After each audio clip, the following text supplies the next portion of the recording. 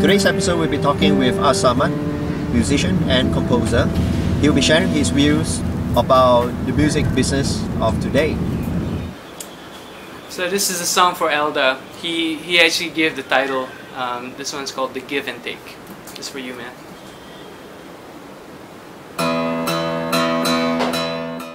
I'm Patrick Lim and I'm a first-time entrepreneur. I founded a company manufacturing and designing urban city bags here in Malaysia. And because I was new to business, I had tons of questions and challenges that needed answers. I started talking with veteran entrepreneurs and they would tell me these great origin stories of theirs. On this show, we talk to entrepreneurs about how they brought their crazy ideas to life. We get to hear their stories of adventure and challenges, on how they started from zero to hero. Morning, guys. Good morning. Let's talk a little bit about yourself first. Your earlier days, before you started going into music as a full-on career. Well, I've always been. I've always been around this kind of environment. You saw there's tons of books in the house. My dad's a writer. My mom's also a journalist. So it's always been a very creative environment, so to say, since I was a kid. I remember my earliest public performance was at Auditorium DBKL, where I read poetry. I read one of my dad's poems that he wrote called Obor Hema, which was for teachers. So very early on I was performing, so to say, when I was like 9, even when I was as young as 9. And music came much later when I was 15. Before that, I was interested in music. I had dreams of being like a rapper of sorts. Okay. Yeah. So I was very much. I grew up listening to. In the beginning, when you're a kid, you listen to what your parents listen to. So sure. There was classical guitar music in the house. There was a lot of classical music, and a lot of all the classic 50s, 60s songs. So my dad liked Elvis. My dad liked a lot of Beatles, stuff like that. So there was music in the house. And a lot of classical music. My dad likes all the Viennese waltzes, all that kind of classical stuff. But what got me into music was I started listening to hip hop when I was about 13, 14. Mm-hmm. And started off with the whatever local hip hop there was, and then I got interested into TLC, Criss Cross, all the mainstream stuff produced by Babyface. Really, really nice music at that time. And then I got more into hip-hop and I was memorizing rhymes and all that kind of stuff. And I really wanted a keyboard. That's what I really wanted. When I was 14, I wanted a keyboard. But keyboards are expensive. It's the kind of thing we went to Ampampak, and I remember going to, it's a half camera shop, and then half keyboard. They have like electronic keyboards and stuff. And it's all like almost the plaything keyboards kind of thing. But it's still, the Casio or the Yamahas and stuff like that. But those things are still expensive, Yeah. Talking about, this was probably 93, 94, and it was like 900 ringgit, 1,005, 2,000. It's not even a piano, I'm talking like a keyboard, and those things are pretty expensive. So I never got a keyboard, and it's one of those things I really wanted at that time.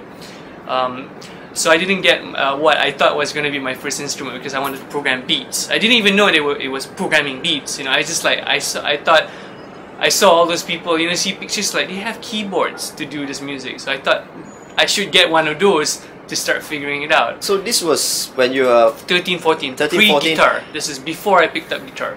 So do you have a knack for music or for notes? Or The only thing I had was I learned recorder, like everyone else in primary school. At that time, you have no clue about music. You don't know how to write notes. I didn't know how to write notes. I wrote notes for school, but just like any 12-year-old who had to write recorder music theory. I actually found one of my old papers, and it was funny because I was looking at it. It's like, wow, I got A for music theory when I was 12, and I had no recollection of doing that. And this was like years ago when I found it. So I didn't start playing guitar until I was about 15, 16. So it's much later. And that started on a whole different thing, because I discovered Nirvana. I discovered grunge. I discovered Nirvana. I discovered Eddie Vedder. Well, Eddie Vedder came later. Like Pearl Jam, I wasn't a Pearl Jam person. I was like Nirvana. Then someone told me about Metallica. Right. So then I listened to some Metallica, but I was really like Nirvana fan. So I got, someone told me about Nevermind, I got that.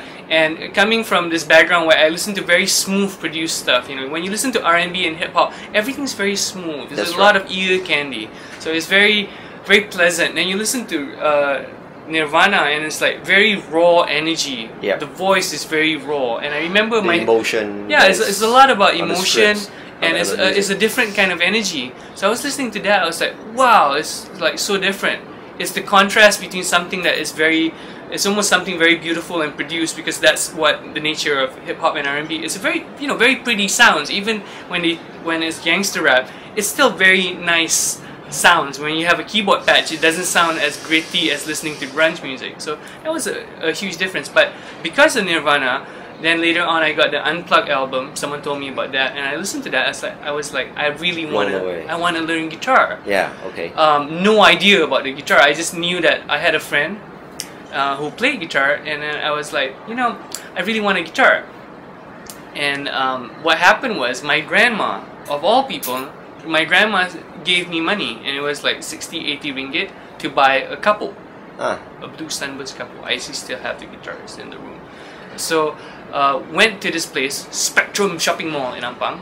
Went to a shopping mall, departmental store, saw the guitar, bought Blue Sunburst, this guitar, got the guitar, and got home and had no idea what to do with it. No idea. And went shopping with my friends, my school friends, and then my friends were like, one of my friends said, let me tune your guitar. I was like, okay, I have no idea what to do with it. You tune the guitar. Right. So he took the guitar. It took one good day to tune the guitar. I had no idea. I was like, it's been a day. I'm sure he would have tuned the guitar by now. So eventually I got it back. The next day I got it back. And still had not much clue. Then what happened was, my friend showed me some chords. You know, I was like, it's so hard to press, so hard to press. Then, but my parents were very supportive. My dad actually bought me like a Guitar World magazine with Metallica on the cover.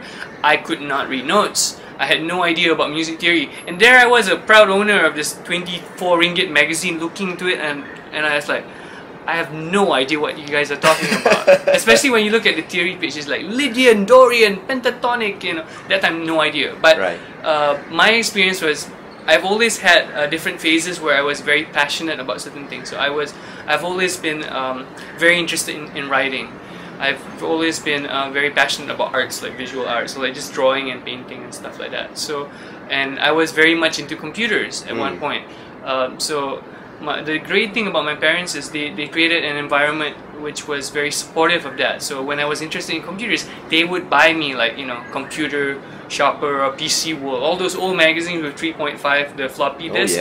They would buy those. So you come with like 10 shareware things, and you know, you fool around with them and stuff. You know, I used to program stuff in BASIC when I was into computers, and it would be simple things like yes, no, do this, and you know, then write little music, do the pitch stuff, and then there'll be like little music when you press stuff like that. You know, simple programs like that. So the point is, my parents were always supportive of that. So when I was playing guitar, my dad would buy me books. That's what he knew. So he bought me like a book, and we went to Singapore. He bought me like a piano sheet music book, and I had no idea. I was like, oh, there's piano, there's guitar chord things there. You know, so I tried learning it. I got a Beatles book.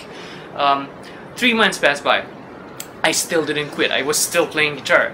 So my dad was like, you know, wow, you're still playing this thing. You know? So it's not a fad. Or it's not a fad. If you're 15 and 3 months and you're still playing it, you're playing it every day. Something is you must be like, it must be something that you like, you really enjoy. So my dad told me, I'll buy you a nicer guitar if you start taking lessons, if you learn how to read music. So I was like, you know, 15, impressionable, bribe me. Sure, I'll learn to read music. You buy me a nicer guitar. So we went to what was then Mahagani Ampang, opposite Ampang Point. We went there, still no idea about guitars, and then they showed me a flamenco guitar, a classical guitar, and for whatever reason we got a classical guitar, and I was going to take classical guitar lessons, and that's how I started. So after 3 months of sort of messing around on the guitar, I started taking classical lessons, and then that's when it really started developing, because I learned how to read music, I learned right hand technique for classical guitar, I learned sight reading and all that. Had one teacher for about a month, and then he went Adi Arifin. He's actually still teaching in UITM, and so he was my teacher for 1 month. Then he went to UITM, and then I had another teacher, T. Albert. He was the bass player for Orchestra DBKL at that time, and so I learned guitar from him. And then there was another teacher, Zurani Jihad, same place. So I started learning classical, and that was the beginning of it. So when a lot of people talk about music, right? They talk about the student or the musician need to start from a very young age. Mm-hmm. The foundation needs to be in place. Mm-hmm. You know, you go to Yamaha, they talk about, you know, the certain places teaches you how to play music, but you know how to appreciate or learn or read music. Mm-hmm. Whereas the other places say that, you know, we teach you how to read and learn about music, but not so much about playing or creating all this stuff. But you are completely from a different tangent entirely. Yeah. You didn't start early at all. I didn't start early. You have no foundation whatsoever. You're like literally going into music. You know. I started so. If you want to apply that whole idea of like 10,000 hours to like be good at your craft kind of thing, that whole concept, which is like 10 years. So I started when I was about 15, 16, so 95, 96, and around 2005 is when I moved to Boston to study at Berklee College of Music. Right. So if you look at that actually made a lot of sense, because I would have been playing for that time about 10 years. So when I moved to Boston to study at Berklee College of Music, it was a good time because I had more skills than when I started off. But when I my first college, when I went to, I studied at this place called International College of Music, which is at Jalan Pahang, near Tawakal. I had only been playing guitar for a year and a half, and there I was entering a music degree program. And they accepted you? They had this thing called a foundation program, right? Which basically means is 3 months, and they teach you from grade 1 to grade 4 theory, up to grade 4 sort of performance level, to get you up to speed to start a degree Something program. like a crash course. It's like a crash course. It's a 3-month crash course, and I was in a very interesting batch, I must say. My classmates included this guy named Ritan, who is a part of this band called Deja Voodoo Spells. Since then, Ritan has played with Steve Vai in Singapore and released albums, producing stuff. Another friend, Staufi, who was an amazing guitarist. Another friend, Tahira, the same batch, and she was at some point singing music based on my dad's poetry. And I have another friend, Rashidi Ishaq, who was an actor, but also part of this other band called Dead Mushroom. So it was a really interesting batch of people who, if you want to say, like we didn't have a proper theory foundation in music. Yeah, but it was a very interesting time. So yeah, we had this crash course, and then we went to the degree program. So tell us what you're doing right now. Right now, firstly, I just moved back from California. So I've been living in the U.S. since 2005. So about 2005 till about last year, 2011. So about 5 years and a half, 6 years almost. 5, 6, 7, 8, 9, 10, 11. Yeah, 6.5 years, something like that. And since I moved back, I've been dividing my time between performance and teaching, education pursuits. So with the performances, it's been very interesting recently, especially. My last 2 performances were with the Malaysian Philharmonic Orchestra, with the MPO. So we did 3 sold-out shows for the Beatles tribute to the Beatles, where we had a conductor, Mark Fitzgerald, from the UK. He was conducting. And then we had another concert called Oscar Winners, and that was really cool as well. It was just all these songs from James Bond movies and all that kind of stuff. So that was interesting. So I played with them, and in fact I have another performance with a few people from the MPO for the Happy Hour show. So that's been one thing. I've been performing my solo stuff. My last performance as a solo, I just performed at the Philippines International Jazz Festival. That was probably like a month ago by now. And I played in Singapore at the Arts House, where I did a performance that included elements of poetry and instrumental guitar music. And I also have a trio, which we perform from time to time, a jazz trio, which is different than my solo stuff. And I have a duo with Zalila Lee, who is an amazing singer-songwriter, multi-instrumentalist. And our last real performances we did 5 shows for the Penang Island Jazz Festival. So that was in December. So that's the performance side. On the teaching side, I have about 18 to 20 private students. which range from beginners. I have a beginner program. I have a jazz guitar program, and that's usually college students, people who are enrolled in music college. You know, you have people studying with me. And then I also have a singer-songwriter program, which is not so much of the singing, but I help singer-songwriters who already can perform, who already play guitar, to improve their guitar playing to match, because usually they're very good singers, but sometimes, you know, you feel like I could do something better with the guitar, so I help them improve their guitar playing. So that's the 3 ongoing programs that I offer. And I also have a 3-month program that I've been offering, which is the fingerstyle guitar program, and that one's we meet twice a month, 90 minutes. One of my students actually takes a bus from Penang every 2 weeks to take lessons with me. So I have 3 students for that program, and we study fingerstyle guitar. The whole purpose at the end of it is to write your own song using the techniques that we learn, compositional techniques and like, you know, real guitar techniques and stuff like that. So, but by the looks of it, this is the first time I'm offering it. They might actually come up with 2 or 3 more songs. So it's not necessarily learning other people's songs, though we do some of that, like learn some of my songs, but it's mostly to get the tools to write your own music. So do you do more tutoring? Now, or do you do a plethora of different stuff, like you compose? Yeah, I do a lot of. I have a lot of different projects running concurrently. Right. So the teaching thing is like my main gig, so to say. So that's the bread and butter. Yeah, it's my bread and butter. Did you already knew that you wanted to go into tutoring? You know, when you go into music school. Yeah. What was the first thing that came into your mind? Is like, okay, once I'm done with music school, what is the next phase? That's very interesting, because I mean, obviously it's kind of fluid, it does change, but I don't consider myself anything close to talented in music. So it's not really, I don't view it as talent. The thing I think I always have had a knack at was teaching.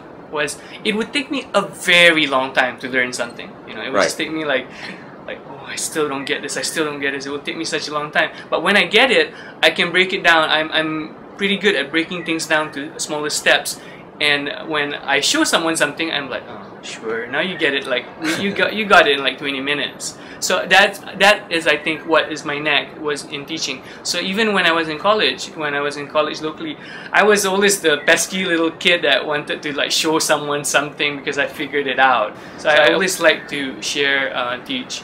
And when I was in Boston, when I was at Berklee College of Music, I didn't. As a student, you can apply for like on-campus jobs. I knew I didn't want to do anything but tutor in the tutoring program. So they have a peer tutoring program, and the thing about that was it's very tricky. It's very hard to get into that. There's 5,000 students, and they only take about 15 students to do the tutoring program.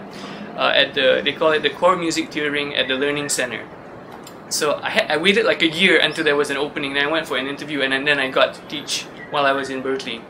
After that, when I graduated, then I got offered to teach for the summer guitar sessions, which is a 1-week program, mostly high school students, sometimes older than high school kids. But so I was teaching basic, intermediate, and advanced students for this class called.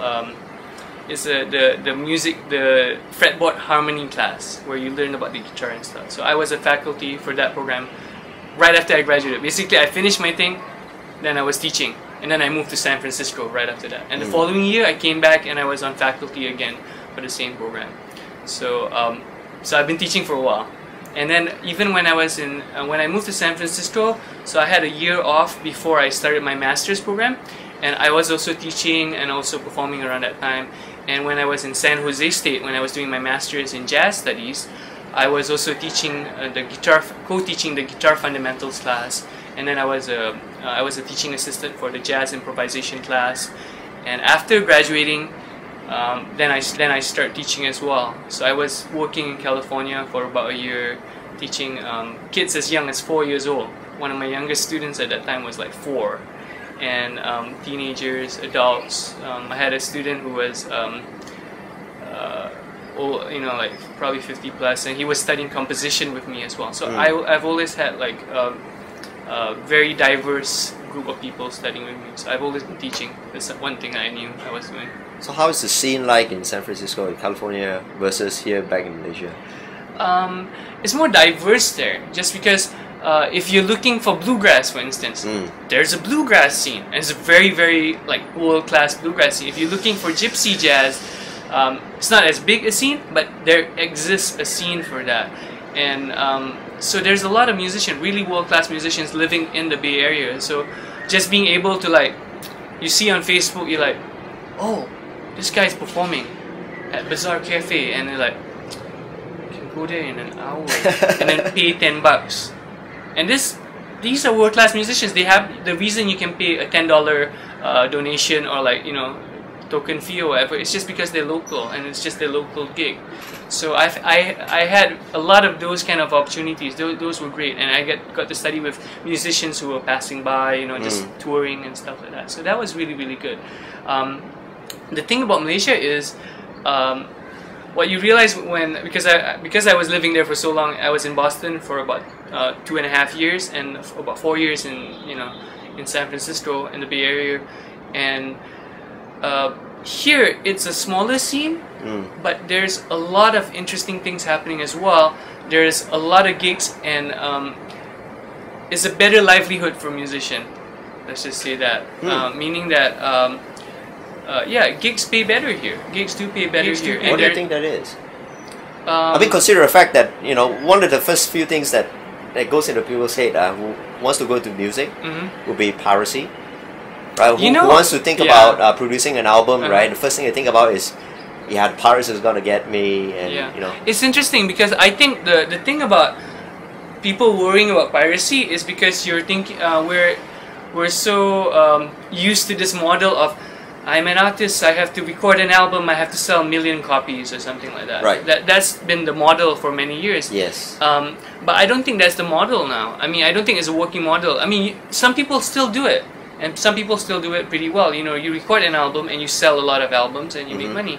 But for me, most of the real income has been from teaching, from composing for different things, from licensing, from performances. And if I sell CDs and sell albums, it's mostly from live performances. So the live performances are the sort of the funnel to get people introduced to my music. And then, oh, you know, I really like your performance, you know, let me get your CD or this CD or whatever. So it's been from the live shows. The idea of putting it in a store and suddenly selling, you know, like, oh my god, I just sold 1,000 copies, you know, it's like... That's changed. I don't think it still works. Yeah. But I think for most people, it's not really a viable source of income if that is the model that people are doing. What do you think of the new age model of getting music out there? Things like Radiohead's done, Nine Inch Nails done, like giving stuff for free, or like pay your own price thing. Yeah, or you know, do more gigs rather than. I think that's the way to go. I mean, unless you do not perform music live, if you're the kind of person who does stuff in the bedroom and you do stuff, a lot of electronic stuff where it's very difficult to replicate it live. Right. Okay. Then selling the album must be the thing for you because you don't perform it live. But if you're a performing musician, then I think the album is more a vehicle to get you more shows or to introduce your music. I mean, when's the last time you bought a CD? Wow. See, it's been a long time. When's the last time you bought a download, like an album download? Quite recently. Yeah. You see how different that is? Yeah. So I think a lot of people. I like the fact that, you know, the moment you hear you think of the music, you just need to Google it, or you just need to go on iTunes and that's it. Yeah, and you can get it. Exactly. You don't have to wait for the next Pasma alarm. I know. Walk into a music not show. like that. You know, I buy piracy. Yeah. but still, the idea of I think people are okay. If someone tells you about like an album or an artist, what do you do? What's the first thing you do? You want to hear it. Yeah. How do you hear it? What do you do? Where do you go?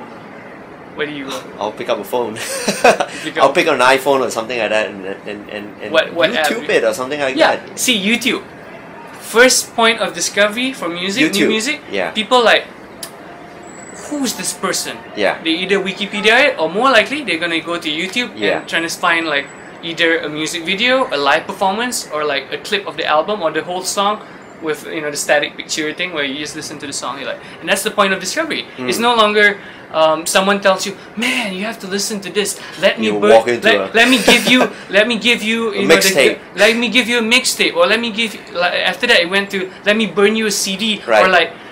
See, now, like, it went to one point where let me email you the song. Now it's like, let me give you the YouTube link. Yeah. Or that's more the point of discovery now. So if that's the case, it means that for a musician, if people were going to discover your music, probably the most important thing is to have stuff on YouTube.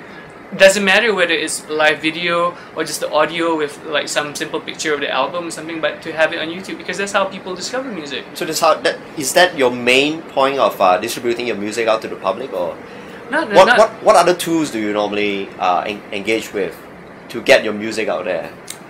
It's very, like, I find that a lot of people I maintain my own website, so having like my own content all centralized in the website was a very big thing for me, because before that I had had this website and this MySpace and this YouTube and then this Facebook, but I think about 2-3 years ago I started saying I have to put everything in one page. So I had my asamat.com, so that's been like the center hub for like all the stuff. I mean, it's still all on all the other websites, but if you go to my website, you pretty much, there'll be a video sampler. So some people discover me by, I get messages on Facebook. People say, I found your video on YouTube.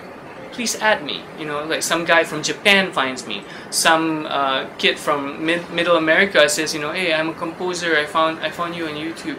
More and more, the people who you think would not likely discover your music, they've probably found me on YouTube.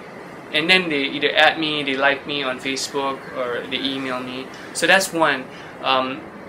The other one is, so the YouTube's a big thing. And then just, context, almost like, how you may also like this, or like when you have the context videos. So that's another thing. If you like a certain kind of artist, and if my video appears, so it's still YouTube. That's still the main thing. The other ones are usually friends, friends telling, hey, check out this guy's music, or my friend told me about you. I had this friend, now a friend. He came to my gig after a friend told just passed a link to him and said, check out, this is my friend, and he came to like 2 or 3 of my gigs. He took photos with me, and like a very artsy type of guy, really nice guy, and yeah, he just appeared at one of my gigs, and then he just kept coming to other gigs as well. So a lot of, I would say music now, music has always been a social thing, meaning that if you like a song and you think, hey, my other friend likes this kind of stuff as well, I should really tell him about this band, you probably share it. And back in the day, you probably, hey man, you should check out this band, I just got the CD, really good. Now it's like, you just post it on their wall, like, hey, check out this video. Or if you don't want to be too obtrusive, you go direct message someone. So it's always been a social thing. If you really like it and you want everyone to know, you tweet about it and like, check out this video, like, or like, so and so just liked this video or favorited this video on YouTube, So it's always been a social thing, and I think that's how it's developing now. It's been a social thing. When you go to a gig, one friend brings two friends. And the two friends like, I didn't know this music existed in Kuala Lumpur. I didn't know people play this stuff. And then they tell another 2 friends. And then the first friend might never come to your gig again, but he or she just introduced you to another 3-4 friends that will bring their friends. Because if you're doing, whole networking, it's a whole networking thing. So it spreads very organically. Like in Singapore, when I was performing at the Arts House, there were 2 girls that came to the show, and I was like, how do you find out about this? And they said, oh, their friend so-and-so told them about it. And the friend worked at the venue and said, come out, check out this music thing. And now we're still in touch, they're telling, I see what they listen to and stuff like that. So it's no longer, I am the music label, I will tell you who to listen to. It still exists. And that's still, your Lady Gagas, your Justin Biebers and all that. It's still top down, like, listen to this new single. But more and more, it's becoming just grassroots. It's becoming grassroots. Friend says, check out this thing, and then this friend tells another friend and stuff. Obviously, if it reaches someone with 10,000 followers on Facebook, then chances of discovery are a whole lot higher. A whole lot higher. The more you get to someone who's that kind, with that kind of influence, it's obviously going to spread way more. So yeah, it's a social thing. Music is a very social thing. So what would be the top 3 things would you share to someone who wants to get into music as a career, as a business?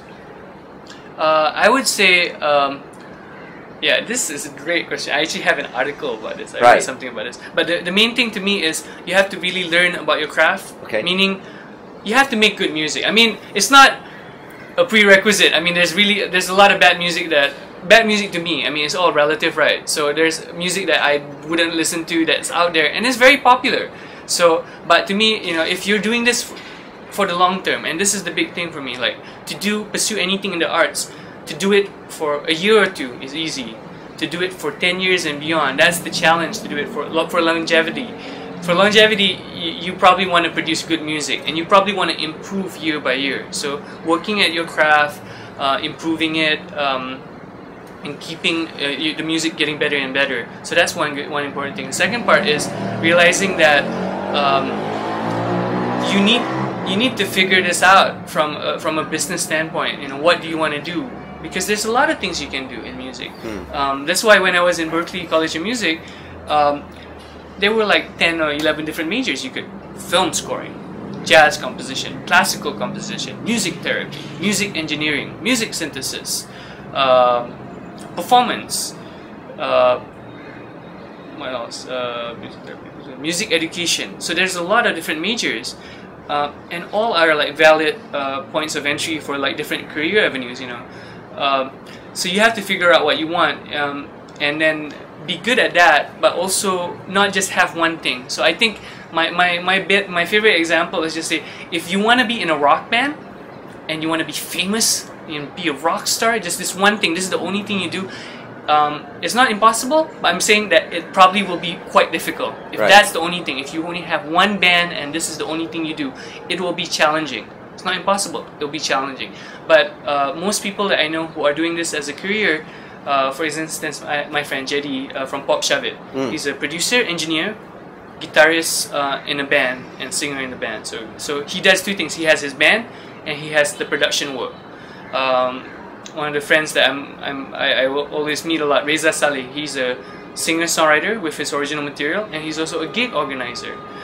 For instance, I teach and I perform. That's the main 2 things I do. I do other things as well, but those are the main 2 things. I think for a modern musician to survive, you have to have at least 2 things that you do pretty well, really at a really good level, high level, so that they balance out. If you do only one, it complements all the hobbies that you want to do. It complements. So you have those strengths. If you do only one thing, it's not impossible, but it's challenging. You're putting all your eggs into one basket. Yeah, if you do only one thing, it's quite a challenge. Right. So doing your thing really well, figuring it out from a business perspective, I mean, working on your craft also includes education. And I would say, you know, going to music college is not for everyone. You know, this is coming from, you know, I had my first degree locally. I had another double major when I was in Boston. I had my master's, and that was something because that's a way that I absorb things pretty well. Like getting that kind of education worked well for me. But for some other people, it might just be from taking private lessons with people or apprenticeship. You know, studying with a good engineer. But whatever it is, by some way or means, I think just educating yourself on the thing is one thing. So those 2 things, educating yourself, figuring out the business thing, and probably the other thing is having a real world perspective, meaning that if you're going to perform and you've gotten yourself to an ability where you sort of can play, to actually do that. Or if you're a composer, to keep writing stuff and releasing, like committing to releasing material. You can't just, well, you can write about 100 songs and never release it. That's okay. But I think to grow, you have to release it in some way or means. It can just be as simple as putting it online on your website, or putting it on MySpace, or putting it on Bandcamp, any way, just putting it on SoundCloud. Not even for sale, just having it available, releasing it. To hear what other people are saying about your music. Well, even that helps to grow. That helps to grow. It's not even necessary to even hear. Maybe you put it out and your 10 friends comments on it and no one else comments on it. But just committing to the process and finishing the product is a great part of improving. Like just doing that, follow through to the end, and then move on to the next project, so that you can progress from one thing to the other. That to me is the thing, and then you just keep improving at your work. Last thing I always ask would be, where do you think you are in terms of your career or your business of music? Do you feel that you're still a zero, or do you feel that you're a hero? Where are you? Hero, zero? I love the comment. Obviously not a zero. Right. If I had to say hero, I would say hero, of course, because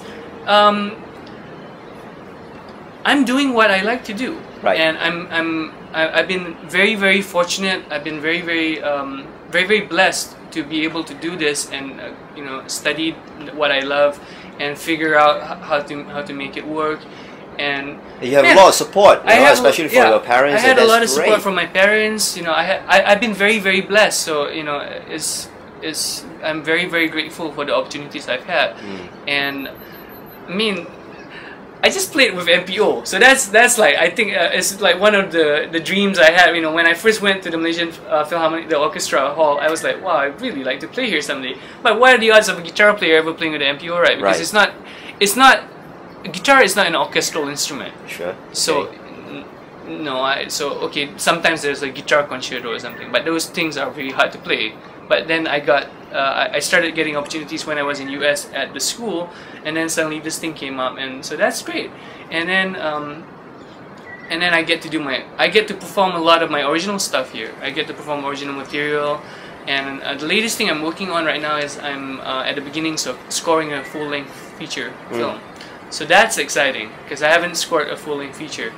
I've had music in films before, like some of my albums have been in this movie recently released in January. Relationship Status. Yeah. Before that, it was in Kaiser, the movie Chipla, and some of his shorts and stuff like that. So so I've had music in that, but those are pre-composed music or pre-improvised music, recorded music, and now I get to write fresh. This is going to be your first attempt on scoring? On a full-length feature. I've scored shorter things, right. Just like shorter things, but not a full-length thing. So that's exciting.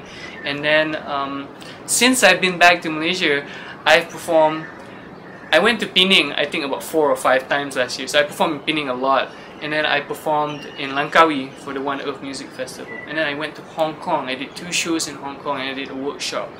And then I went to Philippines. I've been to Singapore. So I've been doing a lot of traveling since I moved back to Malaysia, since I've been based back in KL. And I'm doing basically what I want. I'm performing and I'm teaching, and I have a wonderful batch of students. All these private students that I have, very interesting students. So in terms of where I am in my career right now, I'm doing what I want to do, which is great, and it's stuff I really enjoy doing. And I think the next step is that what I picture myself doing is just doing a lot more of it, and probably touring somewhere I haven't been. So I haven't been to Taiwan, so I would love to perform in Taiwan or perform in China, or do more performances in Europe. I played in Europe, but it would be nice to do a tour there. So so those things is basically the same stuff I'm doing, probably at a larger scale. For the teaching stuff, I've had students via Skype. So I have a student in California, I had a student in Oregon, had inquiries from students in Singapore, I had inquiry from a student in West Virginia. So I probably picture myself doing a lot more stuff based using exploiting the web, using the web. So even for like my current students right now, they do not just get the traditional idea of a private lesson is you come and then you study one-on-one. You have this one-on-one lesson, and then okay, here's the assignment, go home, see you next week. So now I think the model of teaching has changed. So when we do the lesson, sometimes I'll actually just turn on my computer, record a short video, and upload it on YouTube.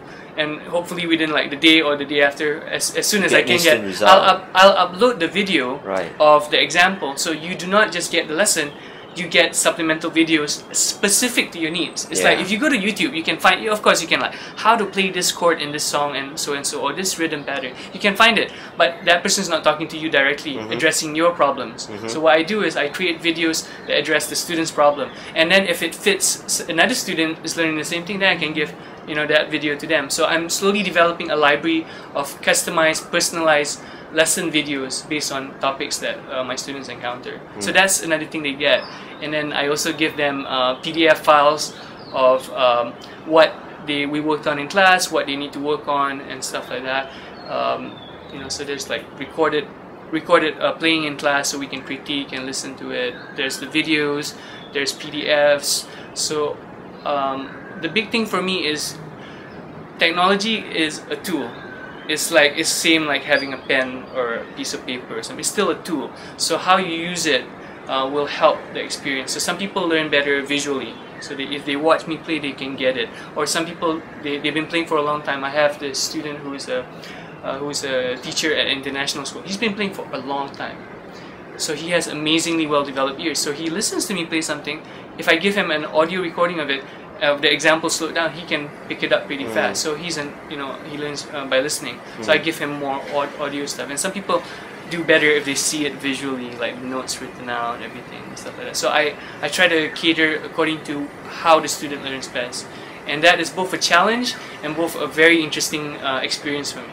And it's because I love teaching and I love sharing.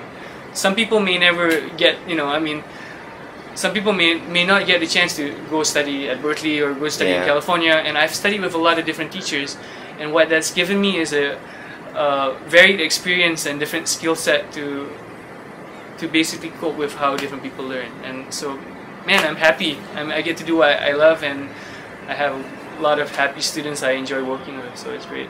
Okay.